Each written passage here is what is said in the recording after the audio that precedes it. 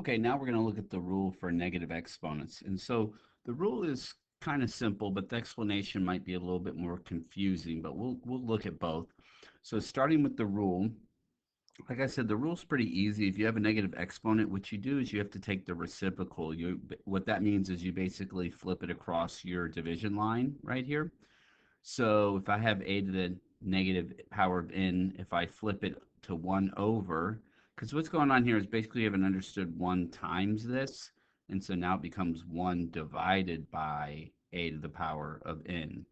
And same thing, if you have the negative exponent in the denominator spot, you can flip it up, and now you're basically multiplying it by that 1 right there, and then the power becomes positive. So the power changes signs on how you flip it across your division line. And if you have a fraction already with a negative exponent, you take the reciprocal of that fraction, and that changes the sign of the exponent. So originally I had a over b, and now it became b over a, and the exponent went from being negative to positive, or vice versa. You can go back either direction.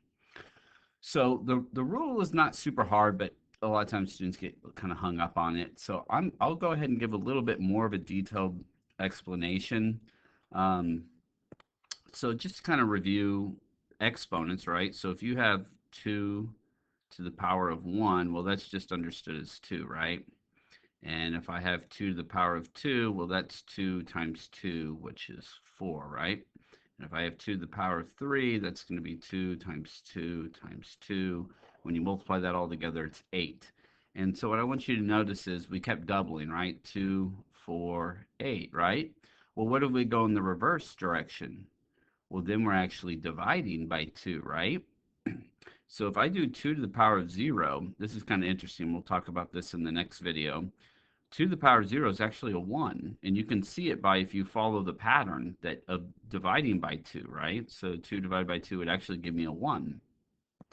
And then if I have 2 to the power of negative 1, well, 1 divided by 2, I'm dividing by what that base is. So 1 divided by 2 would become 1 half, which is actually precisely that property that if you have a base raised to a negative power, you're going to flip it to 1 over base raised to that power. And so in this case, the negative 1, you flip it and it goes underneath, and now it's an understood power of 1 right there. So if I were to continue this pattern, 2 to the power of negative 2, well, if I divide by 2 right here, if you take 1 half and divide it by 2, there's a rule here called keep, change, flip. You keep the first one, change it to multiplication, and then flip this fraction right here, and that would turn into a 1 half also. And 1 half times 1 half is 1/4. So this would be 1/4 right here.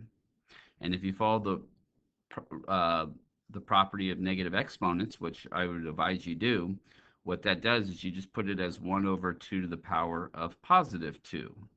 And so you just flip it, and then that becomes 1/4. And so you can see it right there.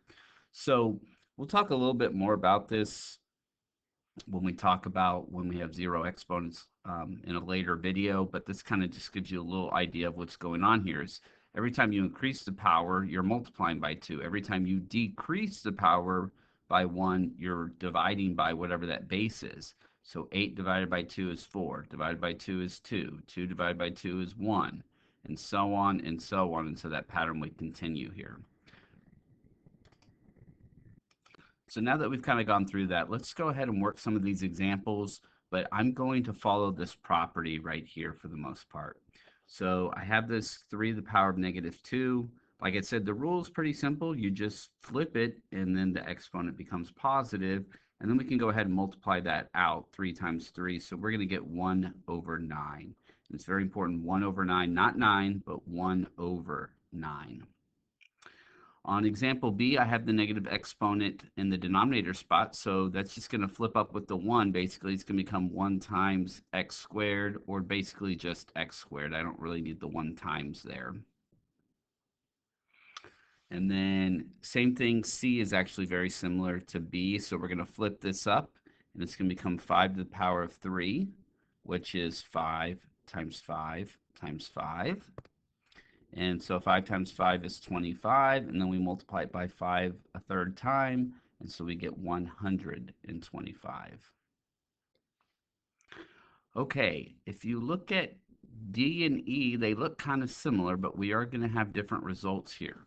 The 9 right there, this is 9 times x to the power of negative 2. So the 9 does not get that negative exponent, only the x.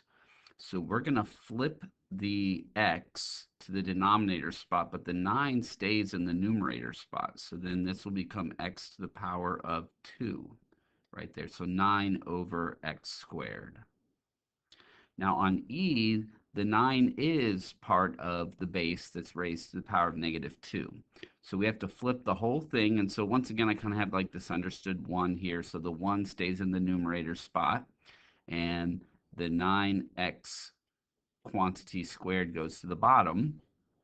And so I do need to go ahead and square the 9 and the x.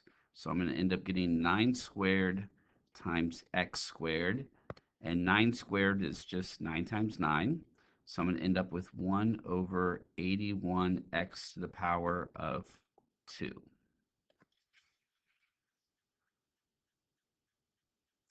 All right, so on our next one here, we have that negative exponent. And so if you look at the fraction, you're supposed to flip the a and b. So this will become 1 over 4 raised to the power of 3. Well, um, I'm sorry, yeah, the 1 over 4 will become 4 over 1. And so I, I no longer really need to have that written as a fraction. So we're going to write that as 4 to the power of 3. And so then that's just going to be 4 times 4 times 4. 4 times 4 is 16. 16 times 4 is 64.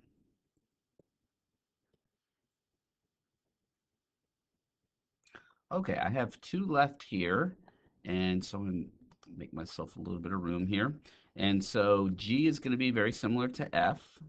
Okay, so we're going to go ahead and swap the 6 and the 5 right there. So now this is going to become 5 over 6, and then now my exponent power becomes a positive 3. And then we'll go ahead and apply that power to both of these. So 5 to the power of 3, 6 to the power of 3. And then 5 times 5 times 5 is going to be 125. And then 6 times 6 is 36. And then times 6 a third time will give me 216. And this is my answer. And you don't have to worry about simplifying it because the 5 to the power of 3, those are all my composite values that 125 would break up into is 5s. And my denominator, those break up into 6s, which then can break up into 2s and 3s. But none of those have any common factors. So we're just going to leave it like that. Then if we look at h here, we have our negative 3 power. And so we're going to go ahead and flip this. So 3 over x squared, and then we're going to raise that to the power of 3. And then now we're going to apply that power to both of those. So we're going to end up with 3 to the power of 3. And then we're going to have x squared raised to the power of 3. And so 3 to the power of 3, 3 times 3 times 3 is 27. And then power to a power, we're going to multiply that. And so we're going to get x to the power of 6.